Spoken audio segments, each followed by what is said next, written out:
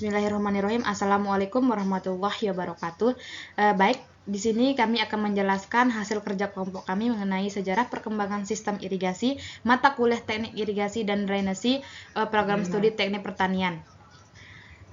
Sebelum lanjut, terlebih dahulu saya akan memperkenalkan anggota kelompok saya. Yang pertama ada saya sendiri atas nama Salma dengan NIM J1B022088. Yang kedua ada Sakinah dengan NIM J1B022087. Yang ketiga ada Nikatut Intan Prasista dengan NIM J1B022076. Nah, sebelum yang pertama di sini saya akan menjelaskan mengenai pengertian irigasi. Apa sih itu irigasi? Nah, irigasi adalah suatu sistem pengelolaan air yang digunakan untuk menyuplai air ke lahan pertanian, kebun, atau daerah lain yang membutuhkan. Nah, apa sih tujuan utamanya? Tujuan utama dari irigasi adalah untuk memastikan tanaman mendapatkan air yang cukup untuk pertumbuhan, terutama di daerah dengan curah hujan yang tidak teratur. Nah, irigasi juga dapat digunakan untuk mengatur genangan air, mengendalikan salinitas tanah, dan meningkatkan produktivitas pertanian. Next. Nah, di sini saya akan menjelaskan mengenai sejarah perkembangan irigasi pada zaman kuno. Terdapat 4 poin. Yang pertama ada irigasi abadi dipraktikkan di dataran Mesopotamia dengan mengalirkan air melalui matriks saluran kecil yang terbentuk di ladang. Yang kedua, ada bangsa Mesir kuno mempraktikkan irigasi cekungan dengan memanfaatkan luapan sungai Nil untuk membanjiri petak-petak tanah yang dikelilingi tanggul. Yang ketiga, di mana bangsa Nubia kuno mengembangkan bentuk irigasi dengan menggunakan alat seperti kincir air yang disebut dengan sakya. Nah, yang terakhir tuh ada di mana kanat yang dikembangkan di Persia kuno sekitar 800 sebelum Masehi merupakan salah satu metode irigasi tertua yang diketahui masih digunakan sampai saat ini.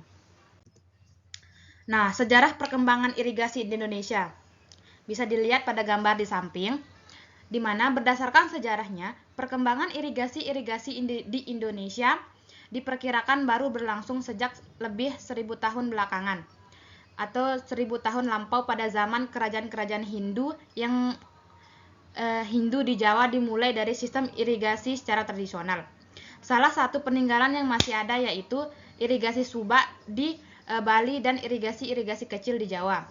Nah, sistem irigasi modern diperkirakan dimulai pada pertengahan abad ke-19 sebagai upaya mengatasi kelaparan yang terjadi di Jawa Tengah. Nah, perkembangan irigasi secara pesat terjadi pada permulaan abad ke-20 setelah dikumandangkannya politik etik oleh pemerintah jajahan dan ditemukannya teknologi irigasi di dataran rendah.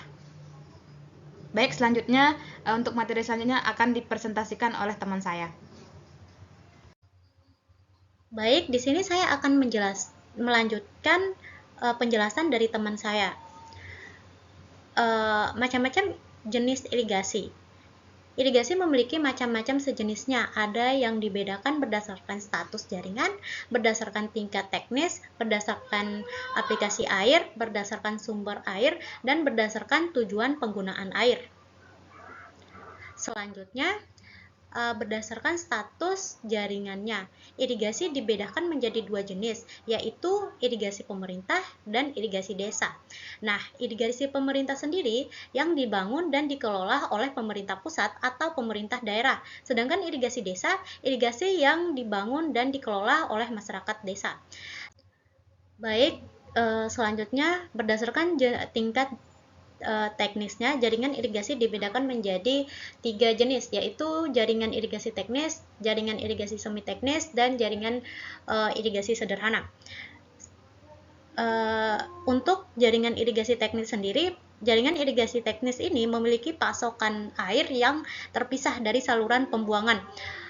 Pengaturan aliran air dilakukan di beberapa titik tertentu, sehingga volume air yang dialirkan dapat diukur dan dikendalikan. Selain itu, dalam sistem ini petak tersier berperan penting dalam saluran jaringan.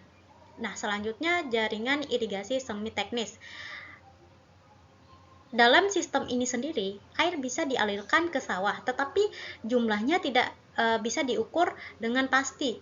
Pembagian air juga tidak bisa dilakukan dengan akurat karena hanya adanya sedikit pembangunan permanen, hanya ada satu alat ukur air di bendungan dan saluran air untuk irigasi pembuangan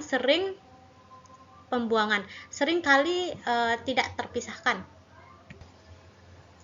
Nah, yang terakhir ini adalah jaringan irigasi sederhana, di mana sistem ini biasanya mendapatkan bantuan dari pemerintah untuk pembangunan atau perbaikan, tapi dikelola dan dioperasikan oleh aparat desa.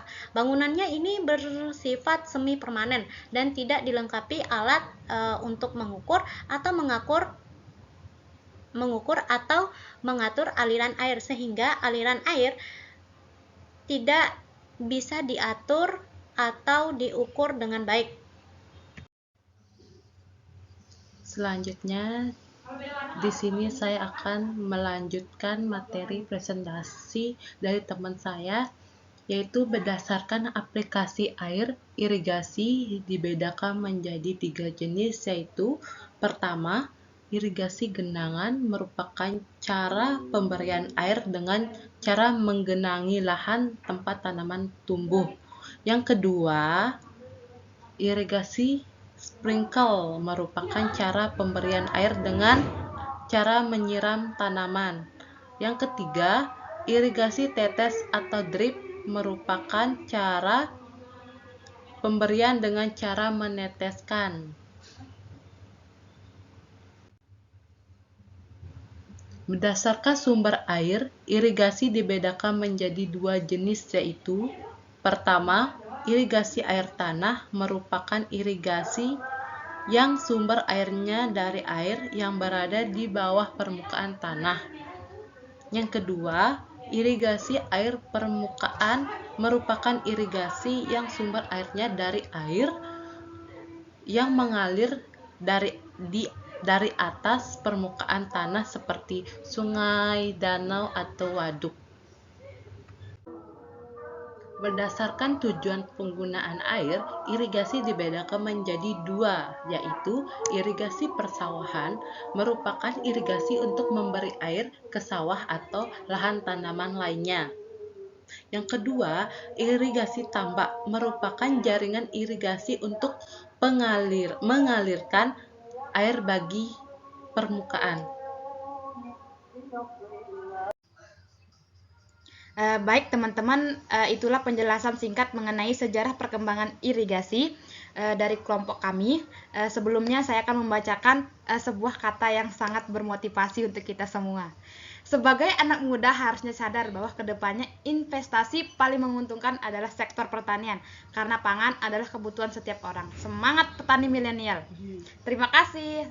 Assalamualaikum warahmatullahi wabarakatuh.